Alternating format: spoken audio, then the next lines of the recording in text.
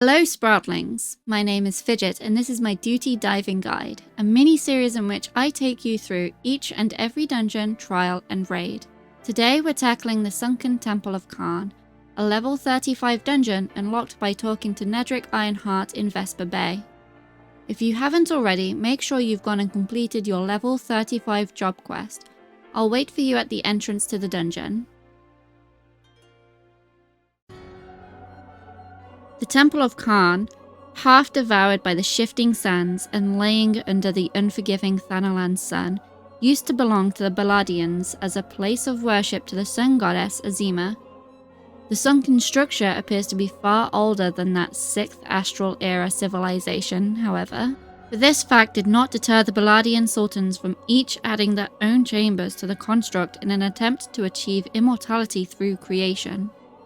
Many an adventurer has sought to explore the mysteries lying in the ruins since the fall of Baladia, perhaps to return with the treasure of the past, only to fall victim to the traps within, set to prevent that very thing happening. There are 2 ways to go through this dungeon, the quick way and the loot runway. I will show you the full loot runway in this video, but I will tell you where you can skip if you would like to. Now, let's get our tank stances on and let's go. The first mob pack is just 3 bats. You can ignore these and hug the wall to the right if you're wanting to be quick. But I'm going to pick these up to show you Sprouts the way to get the loot. Once you've dealt with the bats, you can take a look at this stone called the Warden at the back. If you notice, it has the Flame of Magic on the left and the Fruit of Knowledge on the right. Best way to remember this is the flame has an L in the word and fruit has an R. We'll need to remember this for the last room in the dungeon. Time to head on down. We can pick up all the mobs down here if we're feeling confident. However, the bees do know Final Sting and that can one-shot you, so focus them first. Throughout the dungeon, there will be stones you can pick up labelled the Helm of Might, Gem of Affluence, as well as the flame and fruit we will need. We can pick all of these up and open extra rooms with them if we so wish. But these can be ignored if we're running this dungeon quickly.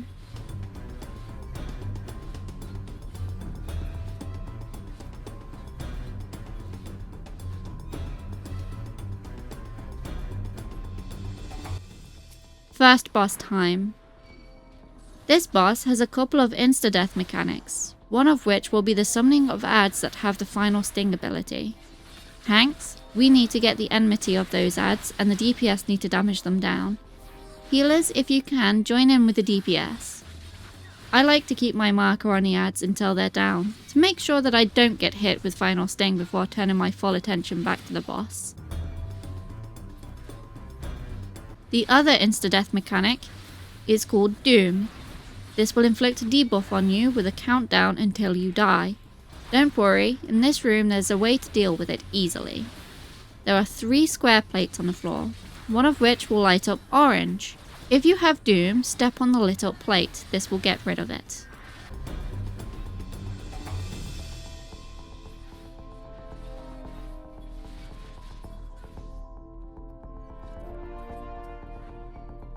Heading into the next area, we'll find these giant stone heads and more plates on the floor. We want to kill the heads on the plates to keep the doors open for us to progress. Once we're past the first initial head, the next 2 will open the doors to collect the flame and fruit we need for later. These can be run past if you're not in the mood for a loot run, as they leash quickly as you reach the next mob pack.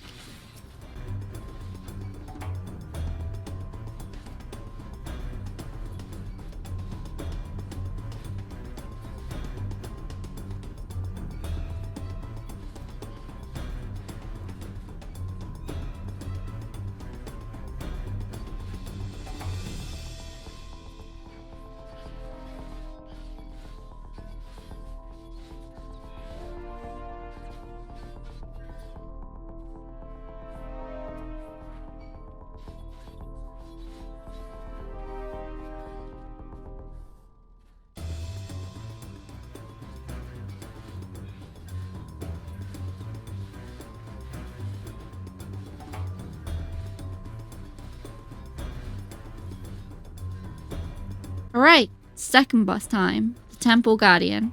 Remember Titan and how he had a heart phase? Well, this guy is kind of the opposite. He has a guardian phase. So focus the heart until he staggers, and then you can damage the guardian down himself.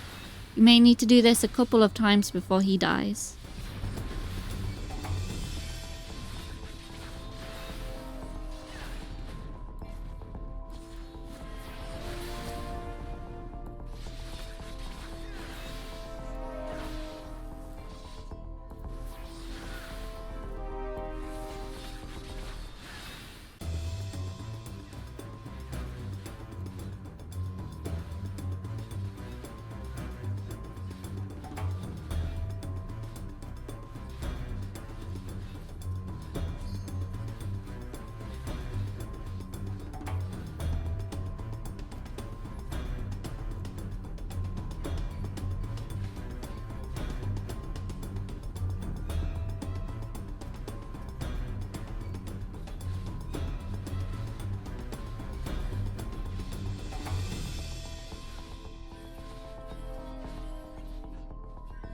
More heads on plates to open up the gates up the steps.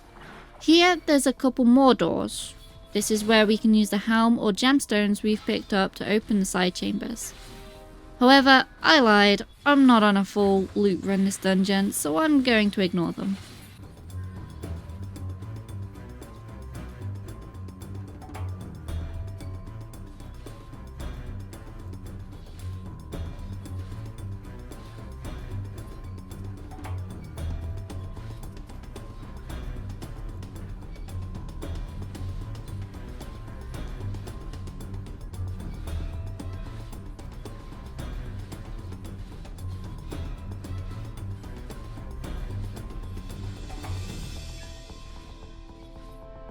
The last room before the boss.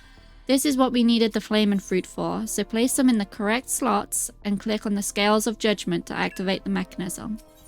The side room on the left opens up to reveal 3 treasure coffers. If you have skipped picking up the stones or have inserted the wrong ones, then 3 condemned spawn as a final mob pack, and only once you've defeated those will the door to the boss open.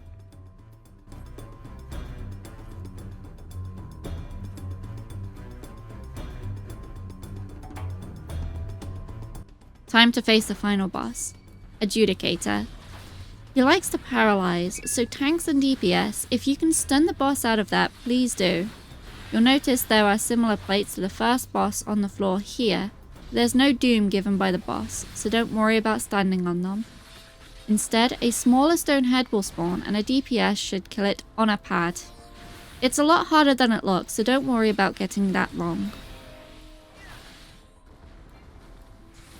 Other adds will spawn and do straight line AoE attacks. DPS should damage these down because it can get out of hand pretty quickly.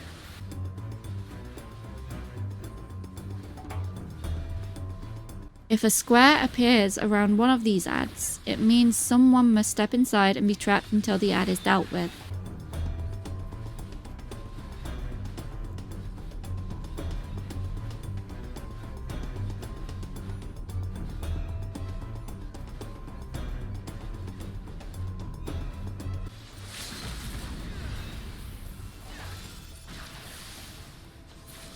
Congratulations! You just beat the Sunken Temple of Qarn for the first time. It sort of reminds me of Indiana Jones, it's just missing spike traps. And a giant round boulder. Our next duty will be the level 38 dungeon, Cutter's Cry, another dungeon not part of the MSQ, and is instead unlocked at Seibold in Uldar with the quest Dishonor Before Death.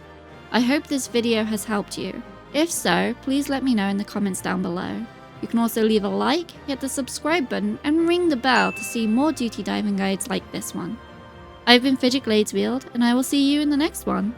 Bye for now!